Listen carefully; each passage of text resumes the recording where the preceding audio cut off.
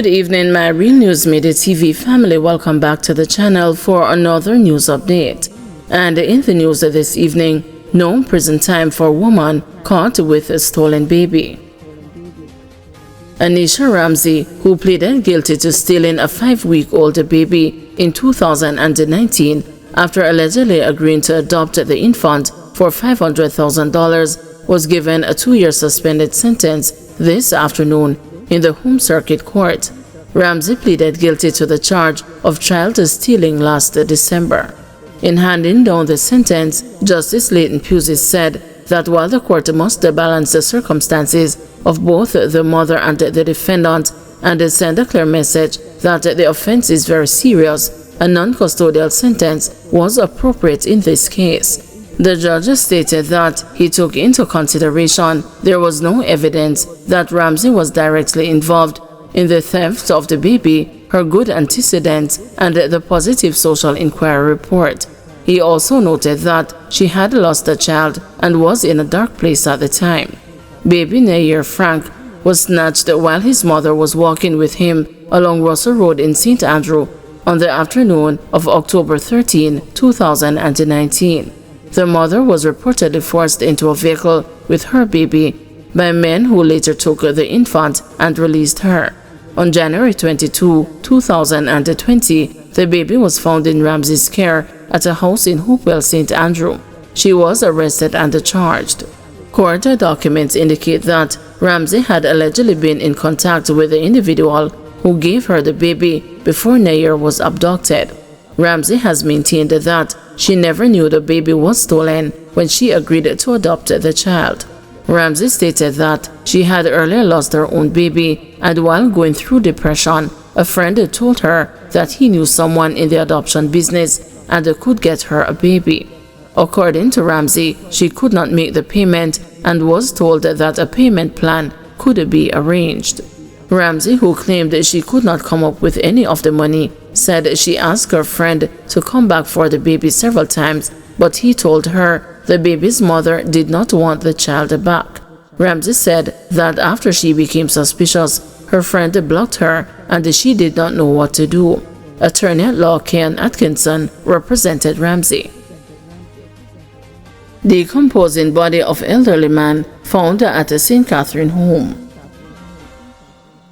The Shady Grove police in St. Catherine are probing the discovery of the decomposing body of a senior citizen inside his home on Wednesday. He is 61-year-old Fitzroy Branderford of Pennington District. Branderford's body was found lying on its back inside his house. It is revealed that he was last seen on Monday. Deposition of dead witness in Deane murder case read in court. The Westmoreland Circuit Court today heard evidence from the deposition statement of a now-deceased witness who had attempted to bail Deane out of police custody on August 3, 2014, the day Deane was beaten at the Barnett Street Police Station in Montego Bay, St. James.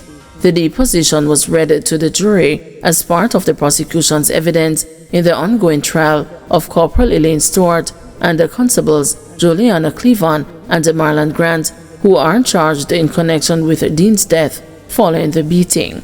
The prosecution successfully applied to the trial judge, High Court Justice Courtney Day, for the deposition to be read to the jury, as the witness had died prior to the start of the trial in accordance with the Evidence Act.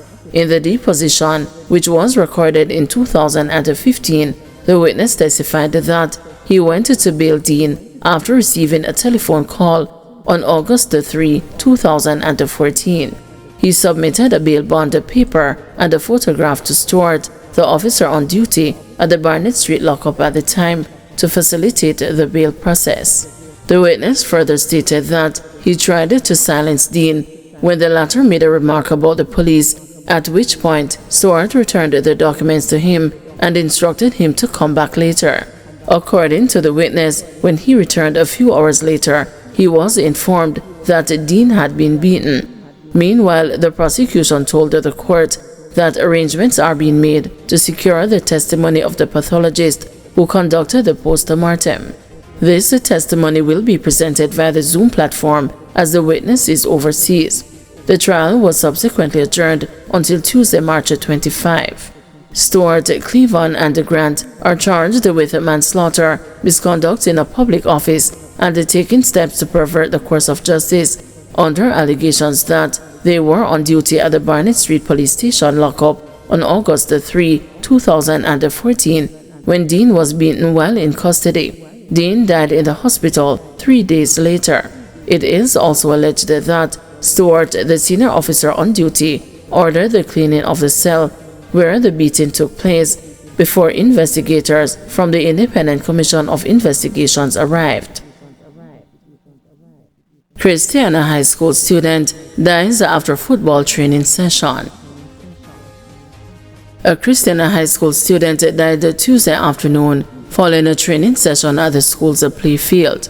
The student, 18-year-old Adriana Jeffrey, reportedly complained of severe breathing difficulty and was rushed to Percy Junior Hospital, where he was pronounced dead.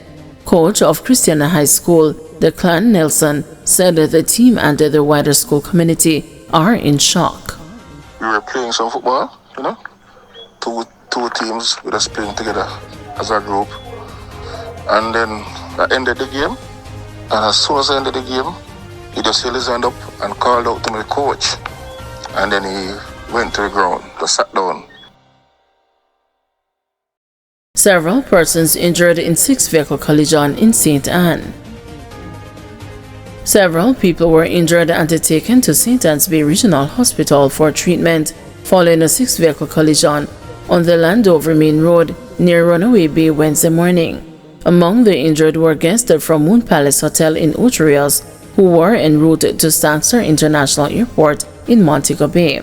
The vehicles were spread over a couple hundred meters, with a Toyota Prado overturned in the middle of the roadway. The crash caused a pileup of traffic. May 6 bail application for man charged over gun bust at wharf in Kingston. A bail application hearing is scheduled for May 6 for the Jamaican-American man alleged to be behind last month's massive gun bust at a wharf in Kingston, where 66 firearms and over 4,500 rounds of ammunition were found. Davian Roberts was remanded this morning when he appeared in the gun court on a charge of trafficking prohibited weapons. The prosecution is to make disclosure to the defense. The weapons, which included 50 handguns and 16 rifles, were discovered in 2 barrels on February 17. The discovery was reportedly made around 1:40 p.m. at the Kingston Logistics Center at Newport West in St. Andrew by investigators from the Firearms and Narcotics Investigation Division and the Jamaica Customs Agency, who intercepted a shipment from the United States. Attorneys at law John Jacobs and DeAndre Buchanan are representing Roberts. St. Elizabeth Police seized 100 pounds of ganja, man charged.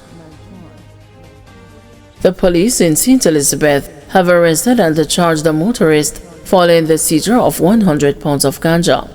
Charged with possession and dealing in ganja is Andre Allwood, a 36-year-old farmer from Knoxwood district in the parish. Reports indicate that at around 2 p.m. on Tuesday, March 18, police personnel were on duty in Treasure Beach when the driver of a 2009 Honda Fit motorcar was signaled to stop. He complied. During a search of the vehicle, vegetable matter resembling ganja, weighing 100 pounds, was discovered inside the car. Allwood was arrested and subsequently charged. A court date is being finalized for his appearance. Thank you everyone for watching. See you tomorrow morning at 6 a.m. for another news update.